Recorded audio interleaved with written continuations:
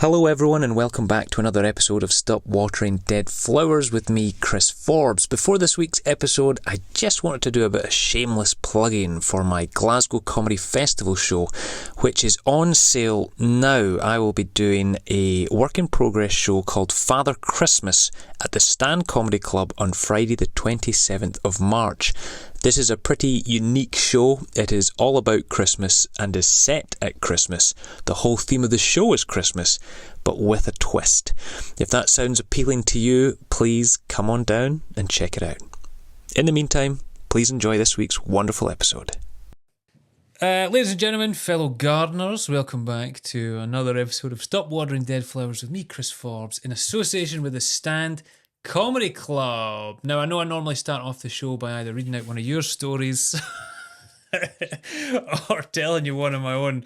This is a great opening bit. That's good. Did you hear that? Did the mic pick it up? Good mics. Good. It's always good to test the mics out. Yeah. But instead, I'm merely going to start by reminding people that we are doing a very special live one-off recording of the podcast on Wednesday, the 20th of May here at the Stand Comedy Club. Come on down, we're going to have a couple of very special guests that will be sharing their stories, and indeed someone from the audience is going to come up and share one of their own dead flowers with us. It'll be a lovely evening. Okay, that's all for me in terms of parish notices, I guess. Here's the jingle.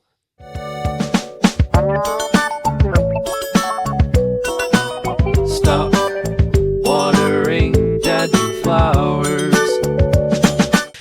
I'm delighted to say... You hate doing your own podcast. Yeah. Are you the first podcast host who doesn't want to do their own podcast?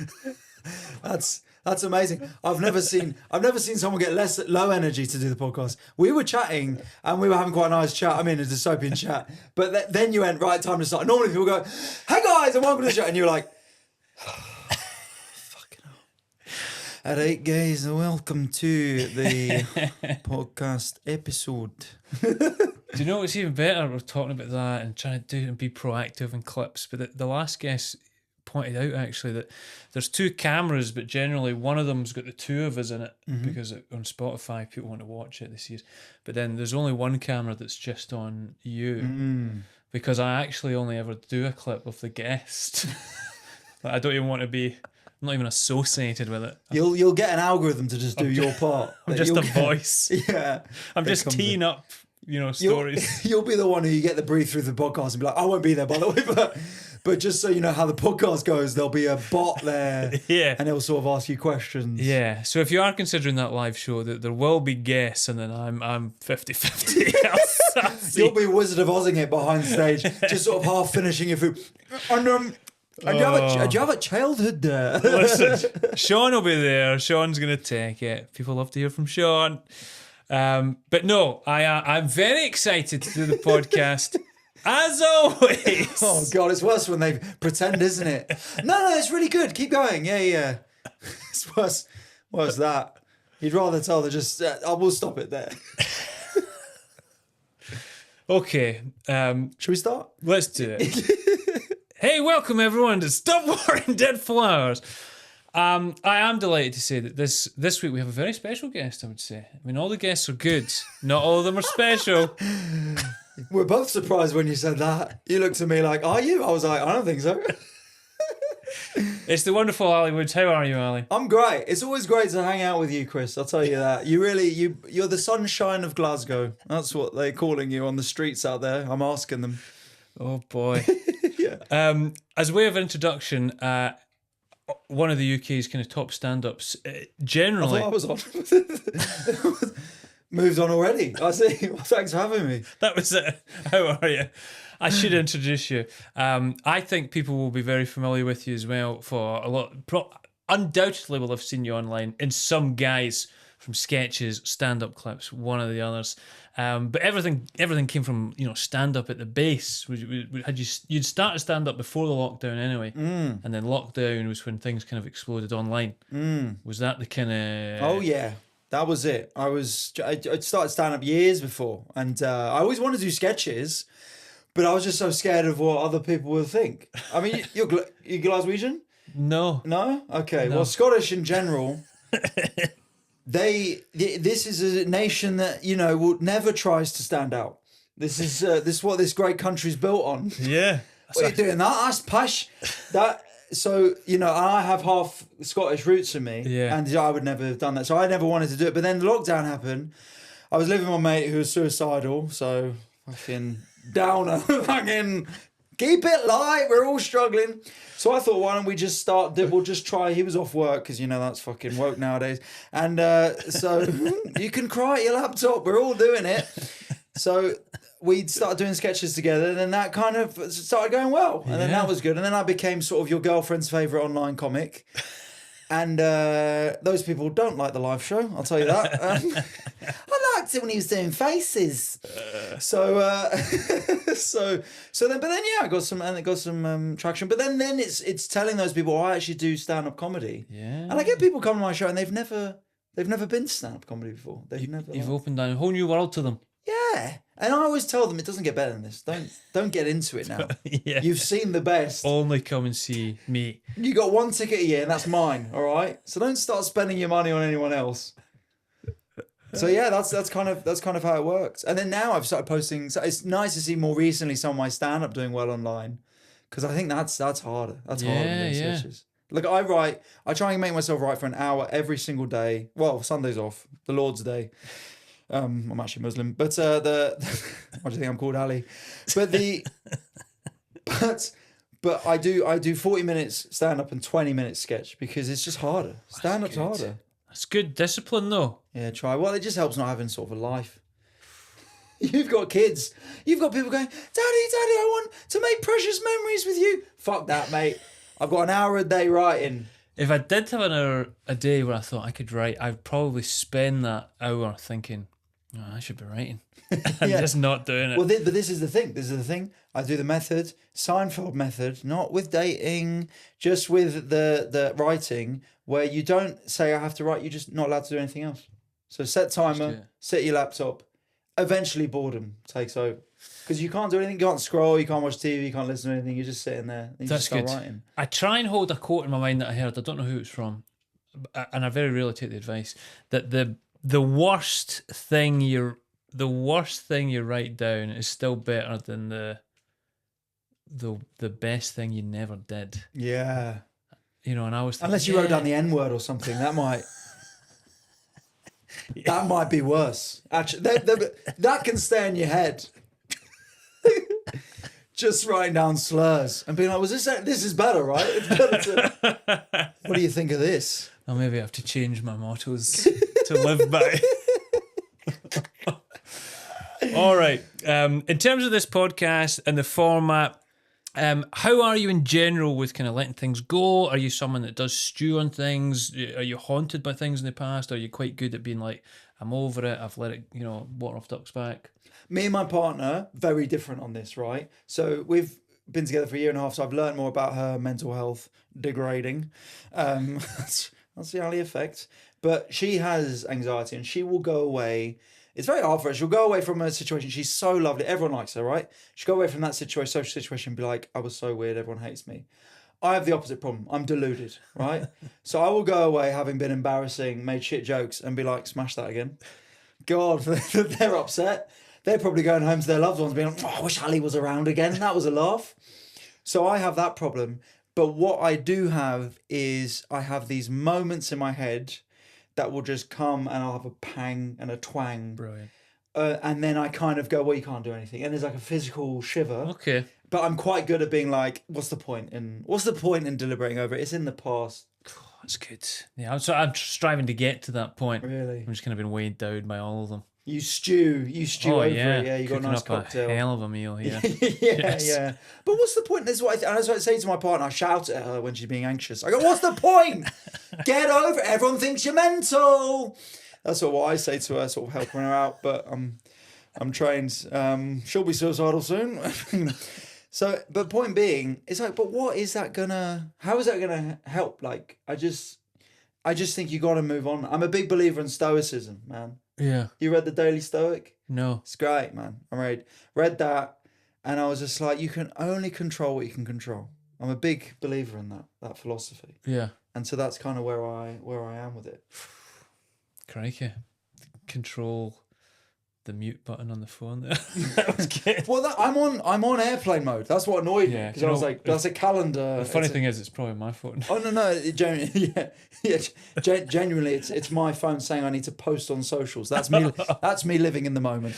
Do you remember, before we dive into your first one, actually, I meant to ask this when we said it, because I feel like there's so many comparisons between the kind of comedy scene and music scene, in that there's loads of bands, loads of people, and people trying to go up.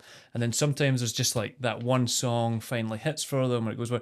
Do you remember one particular bit or sketch that was like the one that seemed to kind of go like, whoa, everyone really loved that one? Yeah, I do. There's two. There's the one that first did well on TikTok, which was based on lockdown, and I know you had different rules here, but in England it was like a 10 p.m. curfew for all pubs, Right. And it was like wrapping it up a date quickly in the last when you're told you have to leave, Right. where you were just like, what do you want to do next? KFC or finger behind the bins, like whatever it was. And that did well on TikTok. And then on Instagram, I remember it was this sketch where it was November, and it was just a simple sketch where it was like British people in November, and it was just going, it gets dark so early now, doesn't it? And everything you do, there's someone saying that to you, to the point where then there's like your mirror reflection is telling you that it gets dark so early. And that did serious numbers. That got to like 5 mil when I had no followers. And this was back in the day where you could just post ice cream sick, and that would get 1 million followers, millions of likes and stuff like that. But back then I thought, genuinely, I was like, if I leave the house, I'm going to get mobbed here. 5 million views? 5 million views on this. It's just, I'm famous. That's it. I'm famous now. And I didn't really understand how it worked. But yeah, that was the first one where I just thought, wow, there's kind of something in this. And then you kind of keep going. Yeah. And I agree with comedy and music. The point is, then you just got to keep going. You can't be a one-hit wonder. We've all seen people online who've blown up because they had one joke, one premise. Northern people do this, Southern people do this, whatever it is, and then they just do that until it ebbs out, and they got nothing else. And you see them for a year, and then they go. Very hard to do a live show all of a sudden with that, if you've got one joke. You know what though? That comedy is to some extent going that way. Oh, really? Genuinely. I opened for this guy. I was, he was a lovely guy, but his whole thing was he would take the piss out of 90s TV and film. And that's what he did for the hour and a half. And it was great. He was great. And they loved it. But that was it. And the audience were there for that. And it was sold out theatres, multiple dates. He's not even from the UK. And they wanted that. And they were there for it. They loved it. And that's, people can come for the thing you do, your joke. Whereas we're a bit old school. We're like, well, you want to be telling stories, you want to have opinions, you want to have thoughts. And no, just come do the thing. This one lady, she came to my work in progress show about 1.5 years ago. Nice show, went all right. I'm saying thank you to people on the way out because I'm a nice guy. Just let that stay there for a minute. Yeah. Not all comics do that, but I want to touch my audience. So on the way out, anyway, lady, really nice. On the way out, she was like, thanks so much, that was great. Not what I was expecting. And then she went to leave. I was like, just, oh, thank you so much. But sorry, just, what were you expecting? She's like, no, I really liked it. It's fine. I was like, I know. I'm just for market research. I'm just like, what were you expecting? She went, I don't know, just millennial humour. So it's 10 quid a ticket for a work in progress show. She'd pay £10 of her own money because she wanted jokes about one topic. Yeah. She wanted an hour of me going, and another thing about being a millennial is, what's the point? But that is what people want. Yeah. I guess because they're so used to, but they follow the things that they want to follow. They only watch the things they want to watch. So they're like, wait, why isn't this tailored to me? Mm-hmm. And why not? That's the why thing. is this live algorithm not working? Yeah. And I used to get annoyed at that. But then I thought, why not? Why wouldn't you think that? If someone followed me because of this particular sketch and I did a few of them and they really liked that and they came to a live show, why wouldn't they think that's what they were getting? Why did I think they would just assume they were like, oh, he's going to be doing stand-up, so it's going to be more personal. There'll be different types of humour. Yeah. Why? I had, and again, I still get this.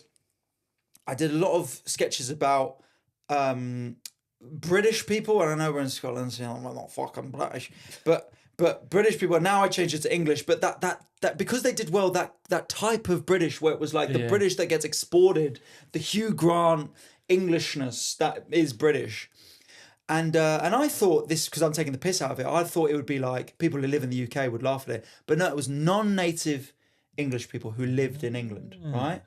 And so, anyone from anywhere outside of the world who lived in the UK, and they would find it funny because I was kind of taking the piss out of British, this exported Britishness. And so they would come to my shows. And I don't know what I think maybe they thought I was going to go. And another thing about having dinner with an English guy, they always want to order pudding first, don't they? And they were just going to lap that up, because on the way out they would talk to me and they go, "I love your British videos. They're so funny. You're just like my colleague. He always wants a pint after the time we work. He always wants to drink." The accent's wherever you want it to be. And I was like, well, why wouldn't they want that? Why did I think they were going to come and go, yeah, well, now I want to hear about his life? That's funny. I have that thought all the time for people that, nothing against it, but people that have really gone down the road of purely picking on the audience member, audience interaction clips, and then have the audience come and think that they can do their hour show that's just talking about something like a narrative style show, and the audience are like, wait a minute, we came here for you to rip the piss out of us. Yep. What's happening? I've had mates who've recorded their specials and people have been heckling them, going like, why aren't you talk? Because that's what they thought they were getting. And yeah, I mean, so everyone's on tour all the time now, and everyone's trying to shift tickets all the time. My tickets are on sale, by the way, on my tour. I like to get the plug in early, and I don't wait till the end. People. If you're still listening at this point, God help the male loneliness epidemic is what I'll say. But people are all trying to sell tickets, and it's hard. And I think some of that's down to, but what if people have gone to these shows based off of crowd work, and then they get to this show and they've paid and they've got a babysitter and they get to see this person and they just go, what do you do? And it's kind of, they do an hour and a half, 20 minutes of which was great and clippable. Yeah. Then why would they go to another comedy show? Well, they'd be like, well, it was kind of fine. It was whereas, those people who've worked on their shows, I mean, we've all sat there in people's comedy shows and you thought, I've just watched something magnificent. I've never sat in a crowd work show and thought that was that was from start to finish. That was generational. It's the nature of even the best people of crowd work. It's the nature of it. It'll ebb and flow. It'll be great. It'll be incredible, and then it'll go. Yeah. So it's a funny era for comedy. We were talking with someone. We were saying about when people talk about great comedy bits. Because obviously back in the day, it was only the comics that were on telly or had big specials, and you'll still see like a George Carlin bit or a Dave Allen bit. People are like, "Oh, have you seen his bit on Time?" Or But it's funny to think, in 20 years' time, people will be like, that clip of the guy where he calls the guy in the audience a paedophile? And it's like, it's really different. Oh, yeah. Well, sometimes clips go viral. The comic's not even involved. They've just turned up to film it. They're basically a producer on this audience bit of crowd work where someone said something, some other audience members heckled them, or it turns out their ex-wife's in the room or something. And you're just doing reality TV at that point. But you know what I've noticed? I do think there's a saturation of crowd work clips now. And I think people are turning back to stand-up online. And I think you're seeing bits do well. Now, that's been my experience in the last sort of 6 to 12 months. Whereas you kind of put on crowd work stuff that's kind of like, oh, that's quite a funny quip or whatever. I don't think people care as much. Whereas you have an opinion on stage. People engage with it. Yeah. I think because of maybe the nature of discussion in the comments and stuff like that. So, well, listen, a beautiful, wonderful insight to a little glimpse behind the comedy magic there, I think, for our listeners. Sort of stuff that we love talking about, no one cares about listening about. That's what you get from me in a podcast. Well, let's get to the embarrassing stories that you've tuned in for. Let's start, as tradition dictates, with a childhood story that, if there was one in particular, look at this moment we're having. This will be a moment. Sorry, I kept moving it because I kept wanting to talk that way and I thought it was going to... There you go. Thank you. Was there one in particular, a moment or memory from your childhood that seemed to be the one that pops up every so often in your brain? Well, this one is something that was my first thought, and I think if it's first when it comes to memory, just go with it because there's a reason for it. And it was when I was 12 at secondary school, and it was... Because I like what you're talking about in this podcast. I like it a lot because it is truly those little moments that probably no one even thinks about apart from you.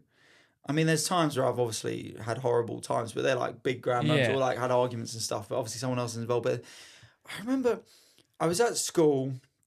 I generally liked my school. It was all right. I was quite good at school. I was quite good academically, quite good at sports. Never top tier. I always say, are you a football fan? Yep. I'm like, so English football, I'm like championship level. Okay. I'm like very good standard. Yeah, Never yeah. the top team. But so I generally had quite a good time. And in year 7, for some reason, I was quite naturally good at basketball. Just went into it straight away, and I was like, that hand-eye coordination. You don't even know who you're talking to, but I'll tell you afterwards. Keep going with your story. Yeah. Maybe I did netball in year 6, so maybe that gave me a bit of a head start going in, because no one had played basketball at that year 7 in school in North London, right? No one had played it. So I became captain of the basketball team, weirdly. And there was like I was at grammar school, so it was like inter-house basketball that we played with each other. And I was like the captain. I was like, literally, I was legit. Probably the only time in my school career where I was like the best at something in the year, right? This was before everyone else had their growth spurts. So I was like 5'3" at 11 and 5'3" at 16. That's how it worked for me. So I just remember this moment, and I was just hyped, and I just had the blood flowing through me, thinking like, this is my time. And because it's inter-house, everyone's a bit worse, right, than playing other schools. And because our school was very academic, right? Yeah. So it was nerds, essentially. It was very nerdy. And we'd go and play other schools at basketball, and they were like academies. Yeah. And they were very good at basketball. And we get absolutely dicked every time. But in Inter-house, I was like, yeah, this is my time. I'm like the key player. I'm the one to watch out for. Yeah. And I was just loving it. I was dribbling around everyone. I was like getting layups and stuff. And I'd scored a couple, and we were winning. You know, it was like 7 minutes and we were winning like 6-0 or something like that. I think nothing major. But I just remember this moment. I don't know what came over me. I was like going, yeah, give me the ball. And I went to shoot, and just before I did, for some reason I just went, Oh yeah. but loud enough to myself. Like, what was I thinking? In my head, I was in Space Jam. There was music going on. There was cartoon characters. And I just heard, and I was like, yeah, man, I'm sick. And I shot, missed, obviously. And I just pretended nothing happened, but I could feel, I'm a ginger, right? So I could feel my face just emanating with this glow, like a sort of an anime character heating up, just pushing out. And I'd still, every now and then, I just hear that in my head and just think, what was I thinking? Who did I think I was? Who did I think I was? Horrible. Do you know why I'm loving this story so much? There's no way you would have known this. Of course not. And it doesn't even have that much relevance. But I was a basketball player. Like, I played for Scotland, and I went to America to play. And I was really good. Got the body type. And never once did I go, ooh, ooh, before I took any of my shots, man. Well, look, hey, if I hadn't, you might have been in competition for those spots. That was when I can never play this sport again. Wow, so you were that, mate, that's amazing. To go play in America. You gotta be really high level to do that. Well, what was your position? I was a higher level here than I was over there, I'll tell you that. Wait, so hang on.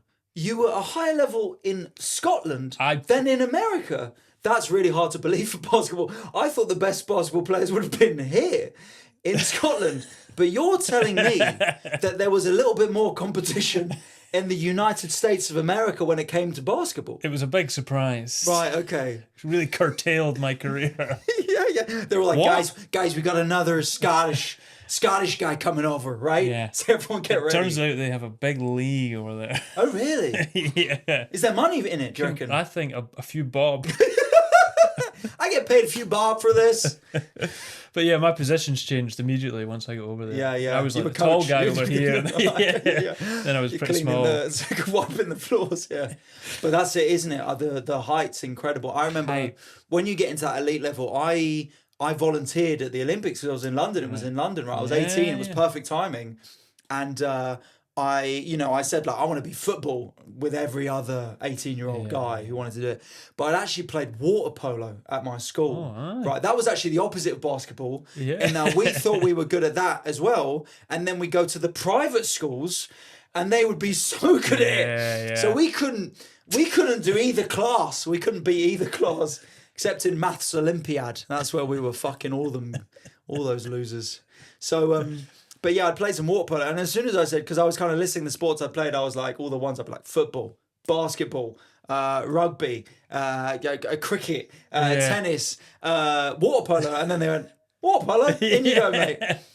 So I was in the water polo arena, right, temporarily built in Stratford in London, and I was doing athlete services, which was really cool because you got to hang out with these are genuine Olympians, right, and you're hanging out with them, and like I make an ice bath for like the American team, and and it's all cool. But side note, Hungary fucking love water polo, right? It's like their main sport. They had huge support. They came fifth. People were crying. They were expecting to win. They'd never seen gone that bad. But you're just hanging out with these athletes.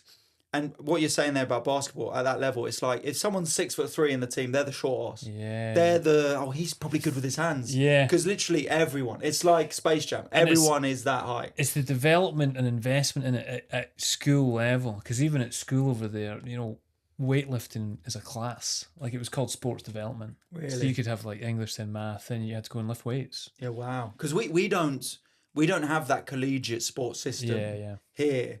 And you see the audiences that are doing comedy mode, the numbers. I guess, what is it, an audience? Was it football? Yeah, audience, I get no. Spectators, yeah. That they're pulling in. Yeah. It's just unbelievable, the amount of sport. So yeah, wow. But yeah, you never went, ooh. Maybe they would have liked it. Maybe that could have been the turning point. It instilled a little bit more confidence in myself. He's not the tallest guy, but my God, Crawls like one. Do you still play? I am still signed to a Division 2 team right now this season, but I haven't played very often this season. I'm only laughing because the coach called me last night and was like, "Are you coming back this month?" But he wouldn't hear this. Yeah. But yes, I'm very much the old man of the team. Yeah, that's amazing. And basketball's an amazing sport. Someone said this to me. Do you think basketball players are the most athletic athletes out of anyone? Because someone said that to me. They physically, they're animals. They're huge. They're beasts. They got the height, hand-eye coordination, the stamina. What else could you want? They got power. I'm with you. You're preaching to the converted over here. Because you've got things like swimmers, which are like unbelievable bodies, and that. And maybe water polo even could be a shout because they got the hand-eye as well. But I don't know. Do the basketball? It feels like you've got these quick movements in the court. You're on the floor. Yeah, everything.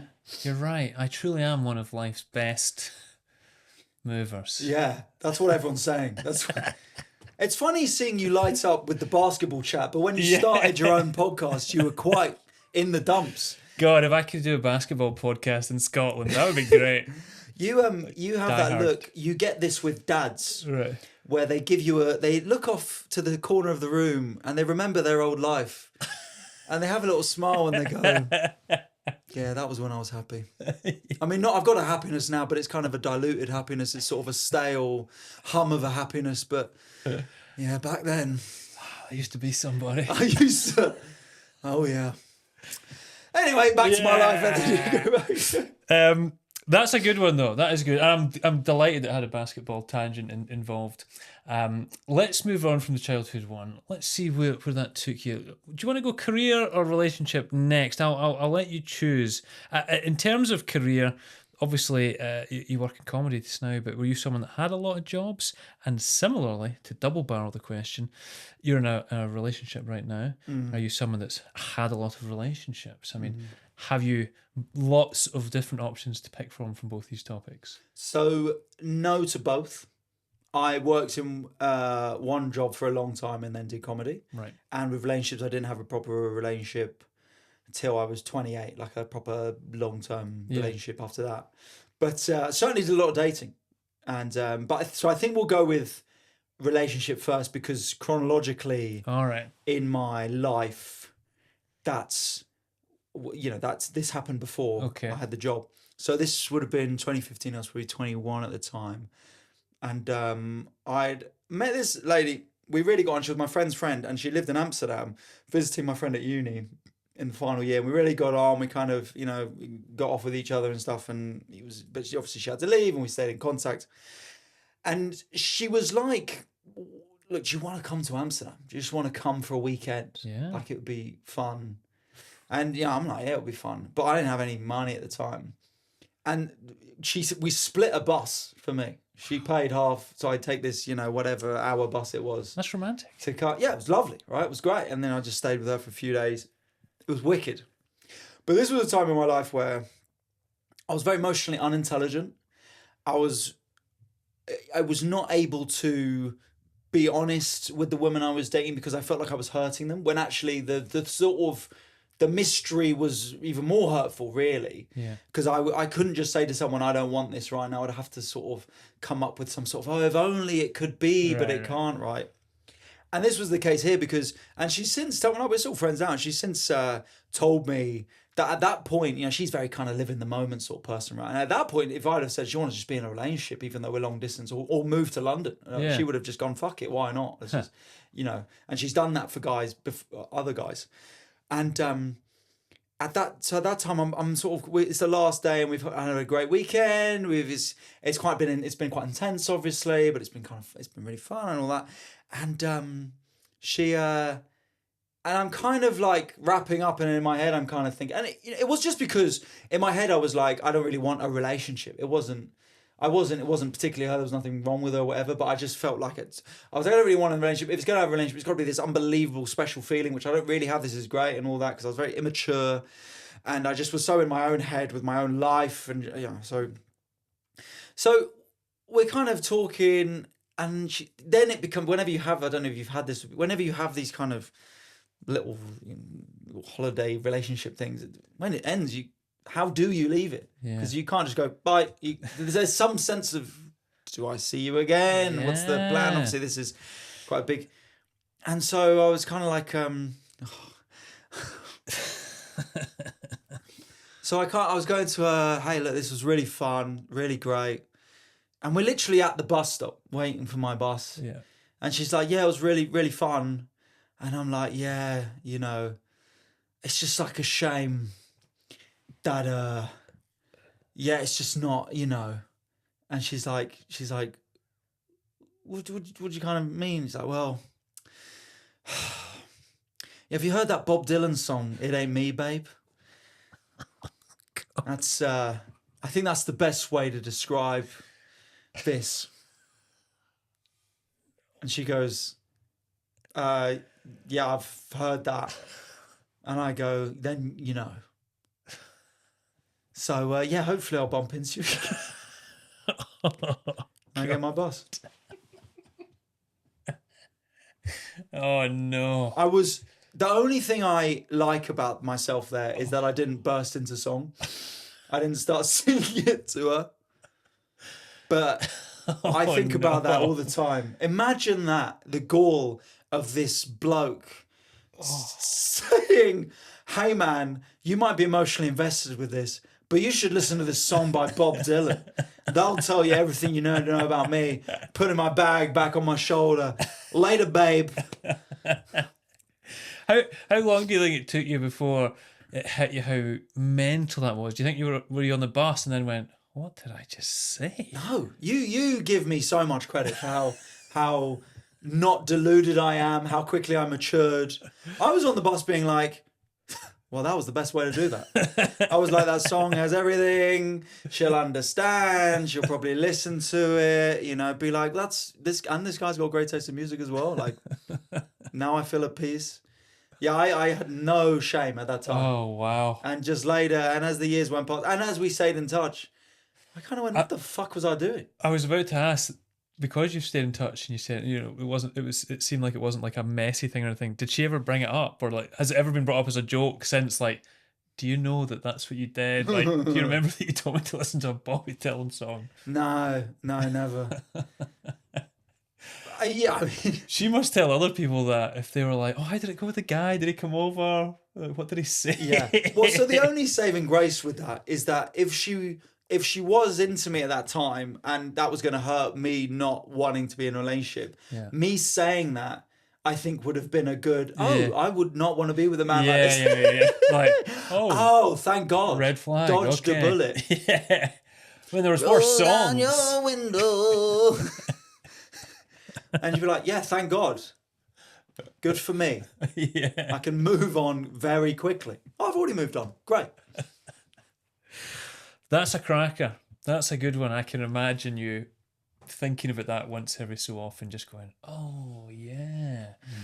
And I think I will now too as well. That's delightful. That's how I'm going to end this point. You should listen to a song. Yeah.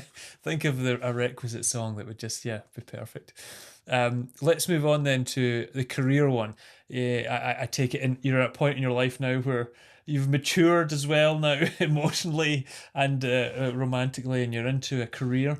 What was the one job you had before getting into comedy? So this is what I'm going to talk about. Okay. So in comedy, you know, I mean, I've obviously had bad gigs and all that, and wished I'd have said something else when I said this or whatever. But what are you going to do? I mean, that's a very high pressure environment. I actually think it's easier to forgive yourself with stuff like that, and also because you're learning, you're getting better at it all the time. But with the day job, there's moments where I'm just like, oh, it was just horrible. So the job I had was a PR job. I worked for a PR company, but I was in new business and marketing. Okay. So I started off as an intern there, and I worked there for 7 years, and they were really nice. I've got so much love for them. They support my comedy. They let me take off all my holiday in 1 month, so I could do Edinburgh. So I didn't have any holiday for the rest of the year. I just had August to Edinburgh. And then they let me go down to 4-day weeks, obviously with a pay cut, but with 4-day weeks and 3-day weeks to pursue comedy. They let me do a gig in the office. Wow. They let me do a gig in the office. Let you do it as well. I mean, that sounds like the most terrifying thing in the world. Well, that's what they were. It was like a small company. Right. Everyone was really nice, generally quite young, and it was like a work in progress before my Edinburgh show. And I was like, God, they sound like the best employers ever, man. They generally, it was one of those things. So in like PR and media wankers and stuff, people move around all the time. Like you spend 1 or 2 years somewhere. People stay there for decades because it's so lovely. It's like they're really nice. People who make it, run it. But here's the thing: the actual boss of the company, the founder, didn't have any of that emotional intelligence. It was the manager, the people that he brought under, and the operations manager, the managing director. Yeah. These people were very good at managing people. The head honcho had kind of outsourced 100%. empathy. It was sort of like in football clubs, it's like having an incredible coach manager, right. But the owner of the club's an absolute scumbag, which kind of is the setup of most successful football clubs. But it was kind of like that. And look, he wasn't, and I'll say, I don't think he's like a real horrible, nasty, terrible bloke. But he's just one of those guys that, you know, had entrepreneur, he worked in PR, made out his own company, was very successful with it. And, you know, he believed in pure capitalism. The kind of guy, you know, if he gave you a chocolate bar, he'd remember it for the rest of his life until he needed it. Sort of like a prison favour. Do you remember I gave you that chocolate bar in 2013? Well, I actually need you to dispose of a dead body at the moment. Like everything, there was just no emotional quality. I remember, this was one thing in my favour. I remember he really shouted at me one time because there was the intern at the time. This was a couple of years in and now I was full time. And she and we used to have these huddles at the end of the week on a Friday just before we went off for the weekend, and where we'd kind of say like what was good this week or what was bad this week and stuff. And the intern there, she was really struggling. She was a bit out of her depth. Maybe didn't want to be there. She was struggling with the workload and everything. And he told her he wanted her to film the huddle and just film everyone. And then everyone in the office was like, "What the fuck? We're gonna get filmed." Because he couldn't be there. Because normally it's just like you have a beer and stuff like that. But it was very much like he's gonna check, you know what? Because it was like your achievement this week. So everyone's now like fuck. Like the boss is gonna see who's done what this week. Oh, God. Never. And this was literally like 10 minutes before we're about to do huddle. It was last minute. And the person, and this was before like everyone had, you know, just like like it was so easy, like what people aren't used to being filmed. This would have been 2016 or something like that. And so she's like, is there a camera? Is there a company camera I can use? And we're kind of like, I don't know, we're running around. She's like, literally now she's like in tears being like, oh my God, I'm so, but like he's going to have such a go at me and stuff. And I said to her like, you know what? Don't worry about it. Don't do it. If he wants to, he'll talk to me. Right. And because I just thought everyone's stressed. She's crying, and I'm just like, because I was intern before her, and I was just like, I'll deal with it, right? Noble. So he comes, just who I am. This is what I use this podcast for. I go the opposite. but this maybe gives you a sense of him. So he comes in late, like we've all finished huddle and everything, but he comes in real late, and I can see him going, you know, I'm in the different part of the office, right. and to the intern, and she's kind of pointing at me, and he goes, it's like looking. Starts walking over. I'm like, here we go. He comes in. He goes, Ali. Just chatting to Juliet there. She said that you didn't film the huddle. You said because I asked her to film it, but you said no. Is that right? And I was like, yeah. Well, it was just very last minute, and she was like really struggling with other work she had to do, and everyone was then getting quite stressful and kind of not happy with her and stuff. And I just felt like maybe it's one that we couldn't do, and he was like, right, well, don't ever fucking do that again, okay? If I give a fucking order in this company, my company, you do it, okay? Don't ever fucking do that again. And then walked out. Jesus. Yeah. So this is the guy I'm in a meeting with, right? And this was before that. This is when I'm just started the full-time job. I've just changed from an intern to being a full-time job, and I'm in this meeting with him and the guy who I work with, who's kind of my manager, and he's asking us like, "Where's the new business? Right? Where are we getting the new business?" And we're kind of a bit underprepared, and we kind of go, "Well, we got these leads and stuff like that," and he goes, "Well, you know, Ali, when I was starting in a job, I would just get on it. I would be proactive. I'd just be calling people. You can call up people, just sit at your desk, just cold calling and just get some people." And I didn't know what to say because I hadn't done any of that, and I really didn't want to. And I just remember this. Oh God, it comes up. And I just went to him, and this is the man that I've talked about. Yeah. I just went to him. Oh, well, you know, I'm not great at that because, you know, the people on the phone, they can't see my smile. And he went, "Well, you should do it." I went, "All right." Oh, God. And I smiled at him. He could see my smile. He didn't give a fuck. "Well, you know, they can't see my smile." And he just looked at me like, "Well, you should do it." Again, that's an order. That's not me going, "Do you fancy it?" That's me telling you, get on the fucking phone, mate. Wow. That is you should. I mean, that is a character moment in a sitcom. The sweet guy in an office. And it is a winning smile as well. It didn't have any effect on him. Couldn't give a fuck, mate. Unless I had 20s in between my teeth that he could take out for the money. Yeah. Then he What a would beautiful! It's such an earnest and kind of naive little response to this high-powered guy, though. And you thought, if you just said that wee bit of a funny phrase, That's what I thought. I just thought, well, he's gonna go, well, you know, whatever. But no, could not give a shit. And Wow. I felt so dumb, and I was like, why would he want to see my smile? God. Why would he care? Had you only known he was the monster that you later knew him as, you'd have... Oh no, he was one of those. You know, ever started working in an office, and first week people are just don't. Oh yeah. And this was one of the things. It was like, if Martin asks you to get involved in something, say you're really busy with other work, because basically what he'd done with other interns, because you know he's a classic entrepreneur, he always had other stuff going on, Right. and with other interns he'd be like, "I've got this app that I'm sort of building. How about you fancy you getting involved on the ground level of that?" And you've got to say, "I'd love to, but I'm just so swamped with the actual job that's paying me." Yeah. Because that was a mistake people made. So I was aware that he was like, just stay out of his way. And God, yeah. that's mad. In fairness to him, I will say the 7 years I worked there, he got better. He'd obviously, he learned that people were people with feelings and emotions and not just kind of drones. And he got better. He did get better. But when I joined, he was very much... These people are my underlings. This is my company. Yeah. And I will maximize my resources however I see fit. Yeah. So it wasn't even necessarily a power trip. He just thought, this is my position of... That's exactly. He was very, you know, those people who would love to be in the army. almost. He's like, I am your commander. That's what he wants to say to you. Right. And he wants you to go, sir, yes, sir. That's all he wants. But I was a bit cocky in the office. I was kind of happy to not say that to him. I'm like, well, what? So fine, who gives a fuck? You know? I don't care about this. But it's because I also had another passion that I wanted to do. Yeah. Wowza. These are great stories. These, as you said before, these are the quintessential examples. Like it's just something you've said. It's more the smile action as well that I would be like, God, I can't believe Yeah. And I thought he was going to melt. Yeah. I thought he was going to, well, when you put it like that, you cheeky devil.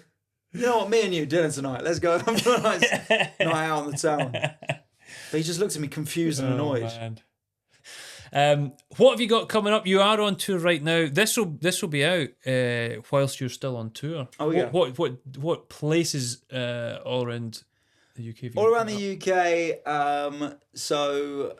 Just check that out. I'm doing Europe. I'm also in Australia. If we've got any Aussie listeners in. So just go on my website, Ali Woods Gigs. It's a whole new stand-up hours, not any of the hours that I've posted on specials that I have on YouTube. And it's really fun. I've only done one of the tour last night. It was unbelievable. I've never had like a reaction like that. It was so nice. So hopefully it keeps going tonight in Glasgow. And it's going to be great. So thank you for having me. And thank you if you do get a ticket. Appreciate you. I'm looking forward to seeing you there. Lovely. Thanks again, Tally. Thanks to Sean, that people love to, kind of hear from in the background, but you've never seen him and you never will. He's mine. Thanks to Stan. You want Sean's job. Yeah, that's what man. you want. Just in the background. Yeah. Just fading you want to be away. producer of your own podcast and not the host. Yeah.